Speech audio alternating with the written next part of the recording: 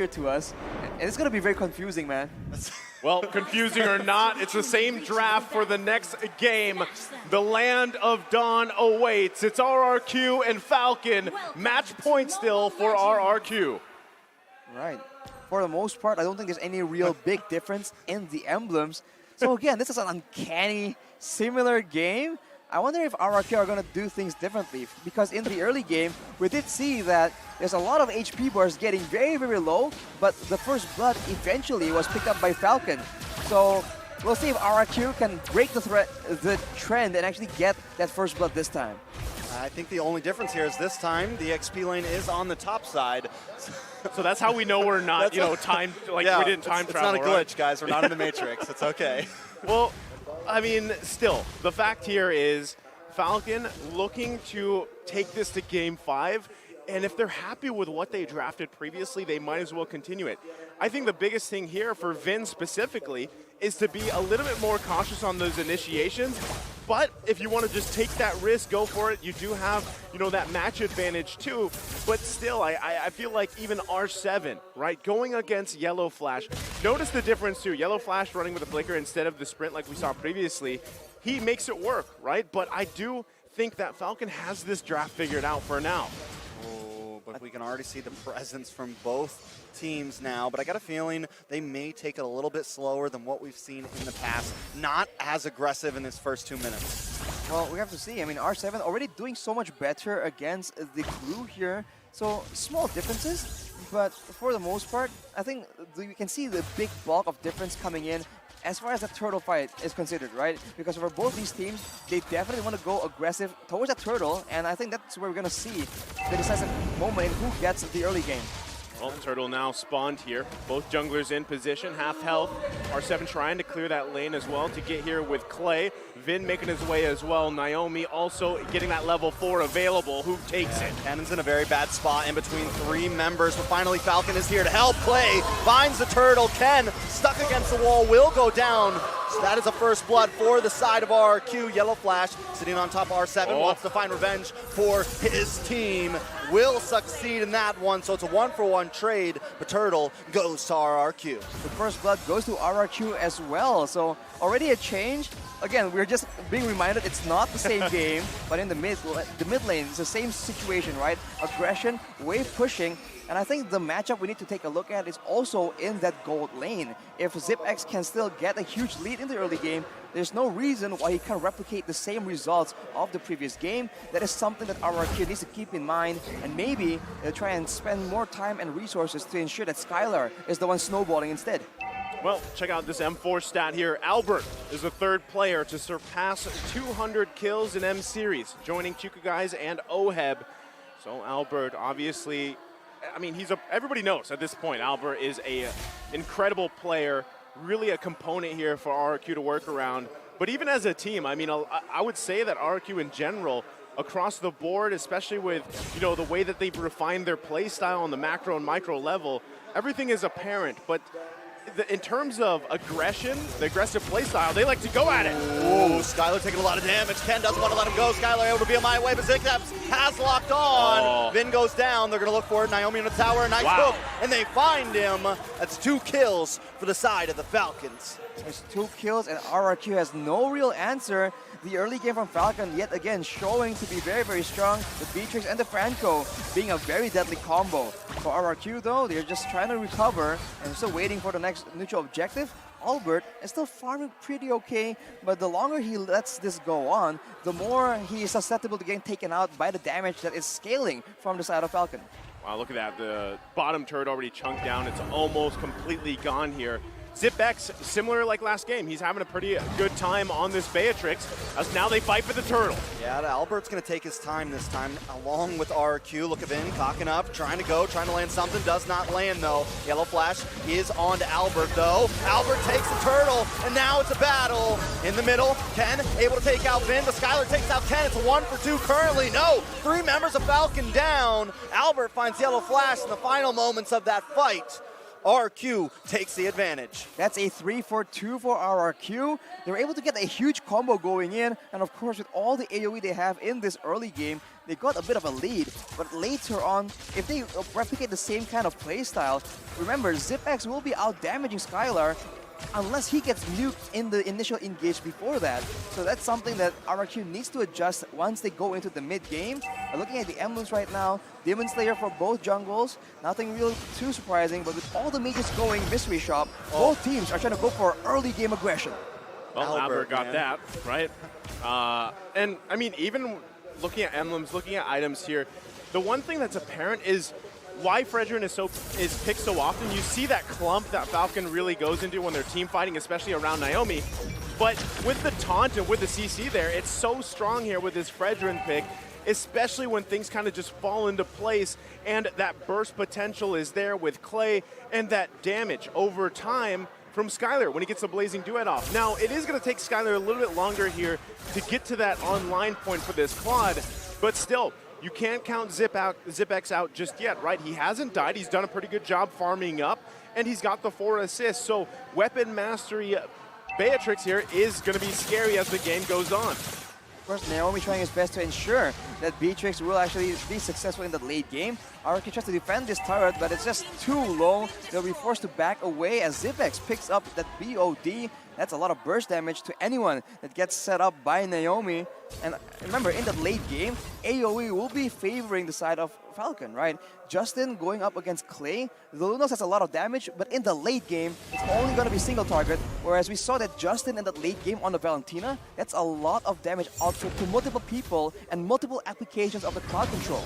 Yeah, and this is exactly what Falcon want, and this is why ZipX now going to be able to rotate up onto this lane. Wait, a nice shot. Whoa, comes on. Albert will get terrified. Ken able to secure it. Albert finally goes down. Turtle over to the side of Falcon, and Ken wants more. Finds Vin. Clay able to pick up Ken, though, so it's 2 for 1 currently. Make that a 3 for 1.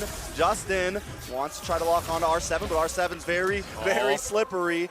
Tries to readjust himself, thinks it over, doesn't want to dive too deep because right now Falcon is on the rise. Wow, unfortunate for RRQ there. Skylar was not there for that fight because, I mean, a Blazing Duet at that point would have been crucial for that. But Falcon able to get the advantage, now building on this gold lead. And that's exactly what I meant, like, taking that tower, Falcon focusing onto that gold lane was extremely important to how they move into the mid phase of this game. Skylar, on the other hand, gonna need to stay down here if they don't want to lose any more towers. That's why RRQ, they just keep going head-to-head, trying to go mechanics against mechanics.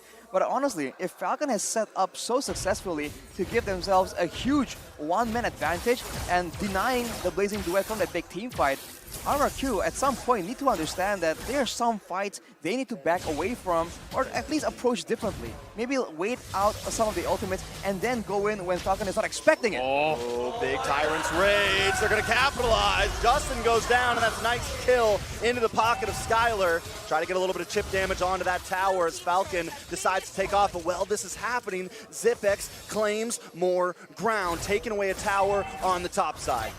Falcon's basically just making wins around the map where they can find them because, I mean, you got to watch out for Vin, right? The setup potential is there. You've also got to work on these objectives because as everything transitions on, we're only moments away from that first Lord here, and you want to be able to have that space to work with.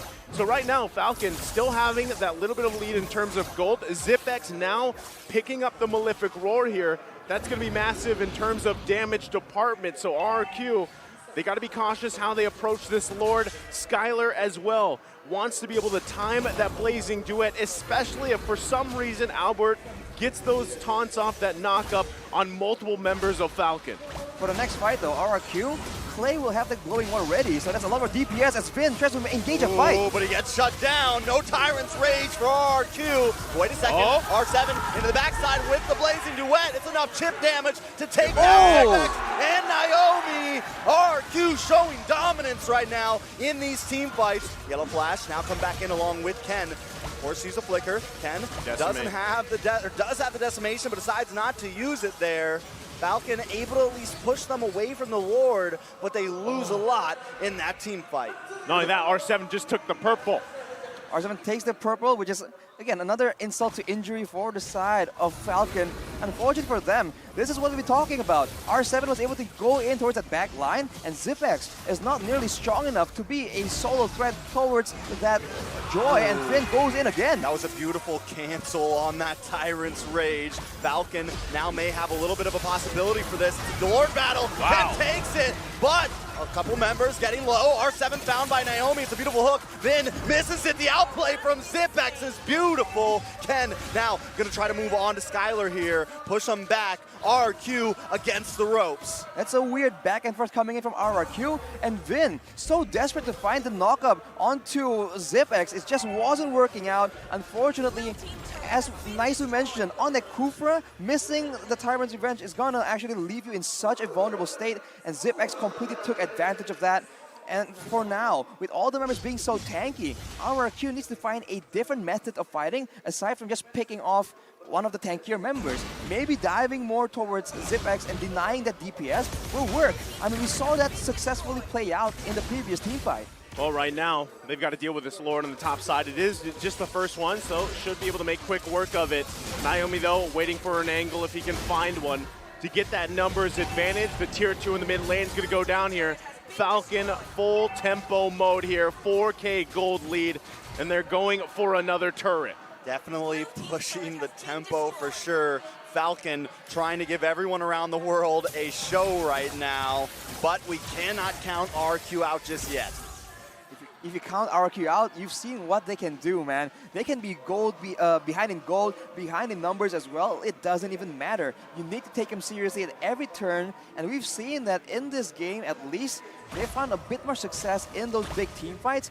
Of course, the next one wasn't that good, but they make adjustments on the fly. This is what they're famous for. So you can see that Falcon is still very much respecting the possibility of RRQ just coming out with a very unexpected play. They stick S4 just in case there's a death bush somewhere with 5 members from RRQ inside it. I mean, even with all that said about RRQ, right now, Falcon, you can say the same about them, right? I mean, they work really well with this gold lead, and they've been doing an amazing job at just protecting Zipex, and this was the case that they needed to solve when it came to Game 3 and now Game 4, right? Zipex had a great time farming up. He's protected well from Naomi and Yellow Flash, and they're going to push it down to the bottom side. Naomi lands a hook on a Skylar. That's a big pick. Falcon now with the numbers advantage. Going to try to push this lead. All damage off the board for RQ. R7 won't be able to do much against this lineup without someone else coming in. Minions now encroaching in onto the mid side. It does have a defense, so Vin tries to come in. Gonna get stunned, immobilized, but Albert does find the taunt onto Justin, but Zipex brings out the Beer's passion. R7 will fall. Ken able to still rise up, gets a double kill onto Vin. Falcon backing off, but finds so much in that push. Justin still alive after doing all that damage, and with 3 members down, Falcon goes for the aggressive play. They might just go for the end here. They have the tools to make it happen. They're definitely going to try it. Brilliance comes out to dodge the hook, but Skylar back on the field. Going to need to be a little bit careful here. Even though he's behind, he still packs a punch. Lord back on the field. This might be a Holy Mary play from Albert. Trying to get in position to even take this, but getting it locked down. Ooh, Zipex melting down Albert. Albert forced dash. No Hail Mary play here. Naomi was waiting. Sniper out. Locked and loaded. Lands. Oh! That's a lot of damage. Boom. This is huge for Falcon. I was waiting for a boom goes the dynamite, but just like that, Falcon securing another Lord, furthering that gold lead, and they are prepped and ready to go for this march into the base that could just bring us to a Game 5 here.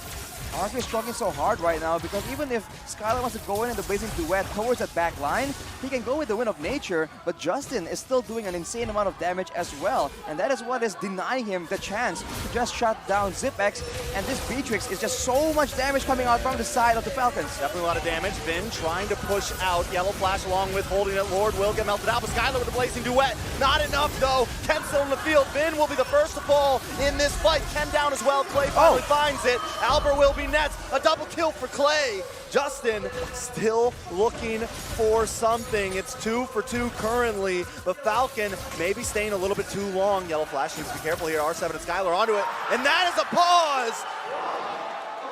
Well, okay. Oof. That was heated. Not expecting that either, but I'm heated. yeah, yep. This heated match, and I gotta say, man, I was watching Yellow Flash, and you know, Skylar was working on him, but still, it was a 2-for-2 trade. They were holding on there, and it's, I mean, down to this moment, right? It looked like Falcon, like you mentioned, overstayed a little bit. So could RRQ turn that around? You're still working against a massive lead here for Falcon. Space advantage, item advantage. It's going to be a big blunder if something happens to Falcon and they let this one slip out of their hands. For RRQ though, it's a breath of fresh air they're really required to try and even attempt to come back.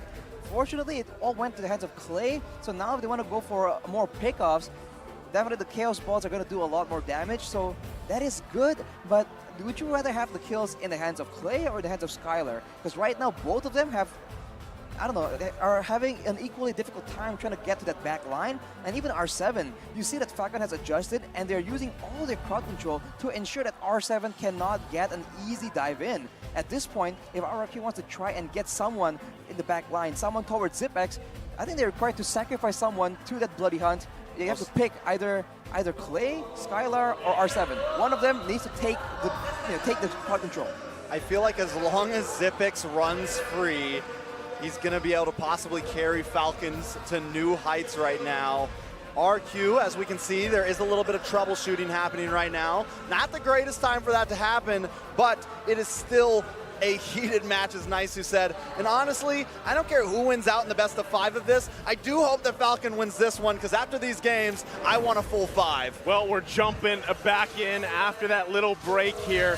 And as we catch up, it is Falcon going to go ahead and retreat, regenerate, and get ready for the next objective push. Still, it was a 2-for-2 trade. Falcon having quite a bit of immortalities available to them as well. But still, like Arashi mentioned, RRQ's got to be able to solve the issue of ZipX, take out that impactful damage, and meanwhile, even avoid all those iron hooks that have been on point so far from Naomi. On that note, we saw that play in the bottom side where Naomi was able to hook Skylar despite everyone being in the same spot. RRQ need to coordinate and again, decide who needs to take the iron hook. Worst case scenario if it cannot be dodged. But if you look at the items right here, R7 already adapting his build, going for the blade armor instead, ensuring that he needs, I don't know, to survive just a bit longer, being that much more annoying for ZipX to deal with. But of course, with all the items completed for ZipX, including the Has Claws, there's a chance he can just out-sustain the damage coming in from a semi-tank Joy. Well, right now, Conceal Play going to come out here. I think they just want to avoid these hooks. Skylar picking up the Corrosive Scythe. That's going to be a key pickup for this Claude as they try to figure out how to get to the back line of Falcon. You know, right now, this is the point where Falcon wants to use the lane advantage. They want to try to keep that bottom lane pushed in so that RQ has to keep on sending someone over. They have the minion advantage. They have a big macro play here. I don't think they need to be too aggressive, honestly. They could have an easy Lord. The only advantage that RQ has, though, is this Joy, who should be able to clean that lane very quickly and still move so fast back to the Lord pit. On the issue of turrets as well, there's only one being taken by RRQ. Uh-oh. The rest of the turrets are available, but look at that. Ooh, Yellow Flash gets brought very low, but Vin gets hooked in. Albert trying to help out. R7 in the backside trying to lock on to ZipX. ZipX just too bulky. R7 wants it, forced to retreat now. Namir's passion comes out, and Justin finds R7. Next might be Albert. He's a bulky boy, though. Snipe shot comes in. Immortality pops. Albert's still on the field, not enough. Ken finds him. Now it's 3 up against 5, and a Luminous Lord on the field. This is rough. That was a rough time to get picked off in a bad position there. Skylar, if you notice, he couldn't even join that fight because he was half health, and somehow Yellow Flash was able to attach himself to Skylar, forcing him even further back to heal up. And just like that, again, Falcon grabs themselves a Lord, looking to siege the base of RRQ. Most definitely, Falcon gonna move in onto this inhibitor. They break it down. Play Vin. Vin's gonna get hooked. Can't finish the Tyrant's Revenge. Will go down. ZipX picking it up. Skylar with the blazing duet though. Naomi brought low, able to get away with a sliver of health. R7 trying to help out, but Ken is now here. He has an immortality, so you know he's ready to go. Minions do land on. Lord has not spawned yet. I don't know if Falcon wants to push so deep, but they have a huge gold advantage. Lord finally on the field now. Falcon gonna think about how they want to do this push. They're just sieging slowly but surely, and that range advantage is just so annoying. And we can see that Skylar, he can't even go in full towards the back line. He just has to try and dance around and use the max range of the Blazing Duet. And Clay gets chunked down, and Falcon makes their move. And Albert trying to push this Lord a little bit to the bottom side. Ken comes in. Albert, R7, very, very low. Lord. Albert goes down first. Lord onto the base. Falcon closing the distance, bridging the gap, and taking us to game number 5. We wouldn't want it any other way. I love 5 Mobile Legends. games is what we want here in this type of match. And at the same time, in this triple header day, crucial game ahead of us, Sarashi. It's a chance for Falcon to come in with a reverse sweep, and that is a scary prospect for RRQ. The momentum right now is on the side of Falcon because of their 2 insane performances, and we know for a fact that RRQ, occasionally, they do struggle in that mental aspect. That is the main question that a lot